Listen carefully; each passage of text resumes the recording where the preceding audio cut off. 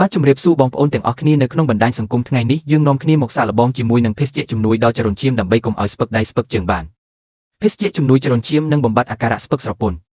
ប្រសិនបើអ្នកមានអារម្មណ៍ថាធ្ងន់ជើងស្ពឹកដៃអស់កម្លាំងខ្លាំងឬឈឺក្បាលអ្នកអាចសាកល្បងធ្វើភេសជ្ជៈនេះតាមវិធីងាយគ្រឿងផ្សំទឹកស្អាត1កែវអំបិលបន្តិចម្សៅ baking soda 1ស្លាបព្រាកាហ្វេទឹកខ្មេះប៉ោម apple cider vinegar 2ស្លាបព្រាបាយក្រូចឆ្មាកន្លះផ្លែវិធីធ្វើ1ចាក់ទឹកចូលក្នុងកែវរួចបន្ថែមអំបិលបន្តិច2ដាក់ម្សៅ baking soda 1ស្លាបព្រាកាហ្វេនិងទឹកខ្មេះប៉ោម2ស្លាបព្រាបាយ3ច្របាច់ក្រូចឆ្មាកន្លះផ្លែចូលរួចកូរវាឲ្យសព្វអត្ថប្រយោជន៍ជួយឲ្យសរសៃឈាមដើរស្រួល unclog arteries ជួយដល់ចរន្តឈាមក្នុងរាងកាយជួយដោះស្រាយបញ្ហាក្រពះចំណាំញ៉ាំភេសជ្ជៈនេះក្នុងរយៈពេល3ថ្ងៃដើម្បីទទួលបានប្រសិទ្ធភាព